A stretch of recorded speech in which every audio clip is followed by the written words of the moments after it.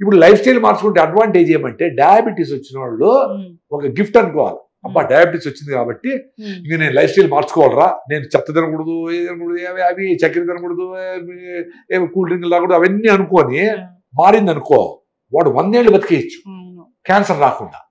Cancer రాదు అని తెలుస్తుంది, రాలేదు కాబట్టి వచ్చేది రాలేదు కాబట్టి నీ లైఫ్ స్టైల్ మారిన దానికి రాకుండా పోయింది. వచ్చినాక తగ్గించుకునేది పెద్ద మంది కాదు డబ్బులు పెట్టి. నువ్వు లైఫ్ స్టైల్ మారినప్పుడు చాలా మందికి వచ్చేది రాకుండా అయిపోతుంది. ఎందుకు? నువ్వు ఉపవాసం ఉండేటప్పుడు వీక్ సెల్స్ పోతా ఉంటాయి, నువ్వు ఇంటర్మీడియట్ ఫాస్టింగ్ చేసి 8 hours తిని 6 hours తినకుండా ఉంటే ఏదో జరుగుతూ ఉంటుంది, నువ్వు చెత్త తినకుండా ప్రాసెస్ తినకుండా ఉంటే ఏదో జరుగుతూ ఉంటుంది, నువ్వు పొల్యూషన్ లేకుండా ఎక్కడన్నా ఊరు బయట చెట్ల మధ్యలో ఇల్లు తీసుకొని అక్కడ ఉంటే మీ పంచకొట్టలో ఉండే ఇల్లు ఎవరికైనా బాడీకి ఇచ్చేసి 1 లక్ష రూపాయలకి 20,000కి మెట్రో లాస్ట్ స్టేషన్ ఎక్కడ ఏదో లాస్ట్ స్టేషన్ ఏది ఇటువైపు ఏదో పోతారు ఉప్పలు దాటినాక ఎక్కడ దూరం వెళ్ళిపోయి ఆడ ఇల్లు తీసుకున్నాడు. పొల్యూషన్ తక్కువ కదా, 80,000 మిగిలే మెట్రోలో కూర్చొని పోతారు. పొల్యూషన్ లే, తెలివైన వాళ్ళు ఆ పని చేయండి. గాలి ఇంపార్టెంట్. గంటకి ఒకసారి గాలి పీల్చుకుంటాం, గంటకి 1000 సార్లు గాలి పీల్చుకుంటాం, చాలా ఇంపార్టెంట్ గాలి. అది ఎవరు ఆలోచించరే, అసలు నెగ్లెక్ట్ చేస్తారే, ఎప్పుడు ఫుడ్ ఫుడ్ ఫుడ్ ఫుడ్ అంటా ఉంటారు. గాలి గురించి ఎవరు ఆలోచించరు. ఈడ ఢిల్లీలో స్కూల్ క్లోజ్ చేశారు కదా, PM 2.5 500 కంటే పైన అయిపోయింది, 35 ఉండాలి, అది 500 పైన అయిపోయింది. మరి అది పీల్చుకుంటా ఉండి ఆయాసం వచ్చింది అని డాక్టర్ తిరిగిపోతే డాక్టర్లు ఏం చేసేది, మందులు యాంటీబయాటిక్లు వేసి పొట్టలో బ్యాక్టీరియా అంతా పోయి వీక్ అయిపోయి వాడు ఎప్పుడు జబ్బులు వారు మరే ఉంటారు. సార్ మా అబ్బాయి చాలా హెల్త్ బాగాలేదు సార్, ఎప్పుడు ఫీవర్ వస్తుంది అని అంటారు. నీ హెల్త్ బాగాలేదు కదా, నీకే హిమోగ్లోబిన్ 6 ఉంది, నువ్వు పెళ్లి చేసుకునేప్పటికే నీకు హిమోగ్లోబిన్ 6, నీకు పిల్లలు పుట్టేటప్పటికి నీకు లేదు హిమోగ్లోబిన్ అని డాక్టర్లు నీకు ఫోలిక్ యాసిడ్ ఐరన్ జింకు మాత్రలు గీతలు వేసి యూరియా DAP వేసి పెంచిన బిడ్డలాగా లోపల బిడ్డ పెరిగి బిడ్డ పుట్టినాడు. ఆ బిడ్డ హెల్తీగా ఎట్లుంటాడు? నువ్వు 14 హిమోగ్లోబిన్ ఉండి నువ్వు హెల్తీగా ఉంటే, నీ హస్బెండ్ హెల్తీగా ఉంటే, ఇద్దరు హెల్తీగా ఉంటే డెఫినెట్ గా మంచి హెల్తీ బిడ్డ పుడతారు. అంతే కదా. హెల్తీగా ఉండే ఆవుకు దూడ పెట్టేది వేరే, వీక్ ఎట్ సొట్టగా ఉండే ఆవుకి వీక్ ఉండే ఆవుకి ఎట్ట పుడుతుంది? మనకైనా అంతే కదా, మనం డిఫరెంట్ కాదు కదా. సన్నగుంటే అది హెల్త్ లేనట్లా సన్నగా కాదు.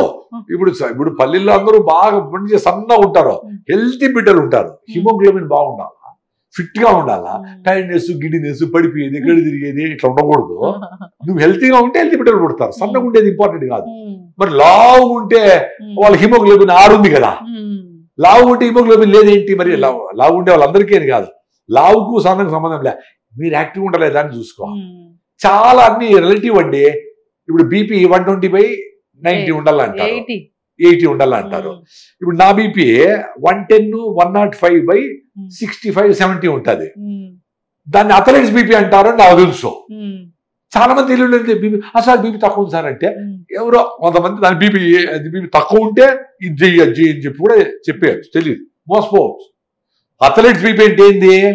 బ్లడ్ ప్రెషర్ లేకుండా ఉంటే కూడా, ప్రెషర్ లేకపోతే కూడా నీ బ్లడ్ సప్లై అవుతా ఉంది.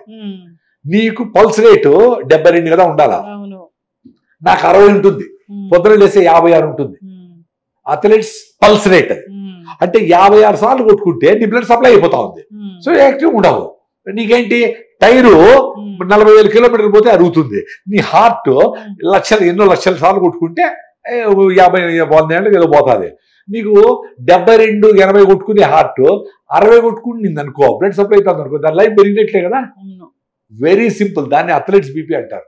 సో ఈ కాన్షియస్ గా ఉండి 220 ఉండాలనుకో కొలెస్ట్రాల్, 222 ఉంది అనుకో, అమ్మ 2 ఎక్కువ అయిపోయింది అని టెన్షన్ పడి లేని జబ్బులన్నీ తెచ్చుకుంటారు, ప్రెషర్లు వచ్చి డిప్రెషన్ లేకపోతే. మరి ఒబెసిటీ కోసం చాలా పెద్ద యుద్ధాలే జరుగుతున్నాయి కదా. ఒబెసిటీ బరువు తగ్గాలంటే అసలు అది ఏం తినకూడదు, అసలు ప్లేట్ చూస్తే అసలు ఏముండట్లే ఆ ప్లేట్ లో, డైటీషియన్స్ చెప్పే ప్లేట్ లో. అందుకే అండి, మీరు ఎక్స్పీరియన్స్ కావాలా, మంచిగా అరికెలతో బాగా పొంగల్ చేసుకొని, ఉప్మా చేసుకొని, బాగా ఉల్లిపాయలు వేసుకొని, నిమ్మకాయ ఊరగాయ పెట్టుకొని, ఫుల్ గా పప్పు వేసుకొని, ఫుల్ గా తొక్కి లాస్ట్ లో ఇంత పెట్టుకోండి. ఒబెసిటీ ఉండే వాళ్ళకి చెప్తా ఉన్నా నేను, ఇంత పెట్టుకొని ఇంకా పెరుగు వేసుకొని ఆవకాయ వేసుకొని ఫుల్గా తినేయండి. మీకు వీక్నెస్ ఉండదు, ఒబెసిటీ తగ్గిపోతుంది. ఒకపూటే సాయంత్రం ఆకలి వేస్తే గుగ్గిళ్ళు తినండి. బఠానీలో శనగలు గుళ్ళే పెడతారు కదా గుగ్గిళ్ళు, అవి తినండి. ఓ జామకాయ తినండి, ఓ సీతాఫలంకాయ తినండి, ఒక సీజనల్ ఫ్రూట్ తినండి, ఒక ఆరెంజ్ తినండి, ఒక మొసంబి తినండి, ఓ పనస్తరం రెండు తినండి. అద్భుతాలు జరుగుతాయి. ఏం అవసరం లే. రోజు నడవండి నడవండి నడవండి నడవండి నడవండి.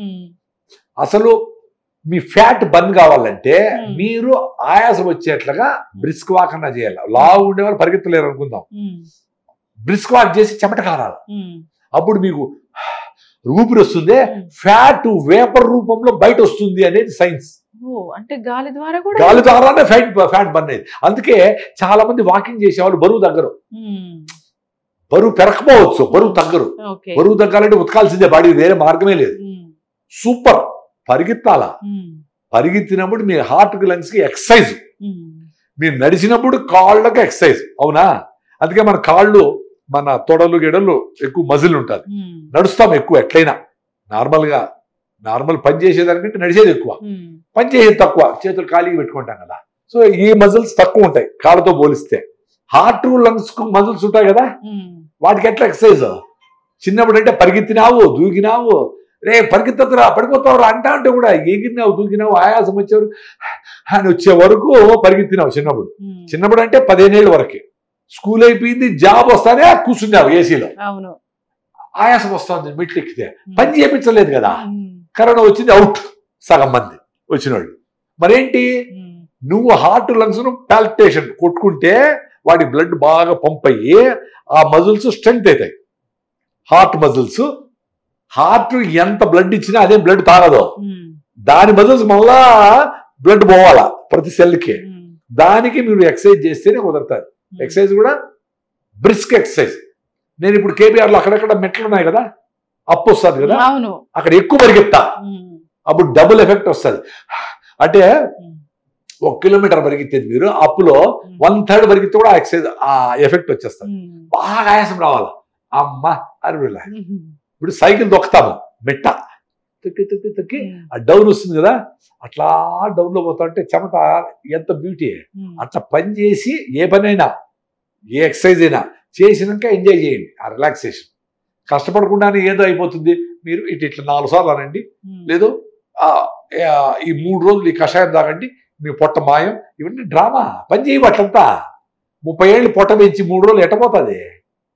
అంటే నువ్వు ఎంత కష్టపడతావు అంత రిజల్ట్స్ తో ఆనందం కూడా వస్తుంది. కష్టపడితేనే జరుగుతుంది అనే విషయం కూడా తెలుస్తుంది.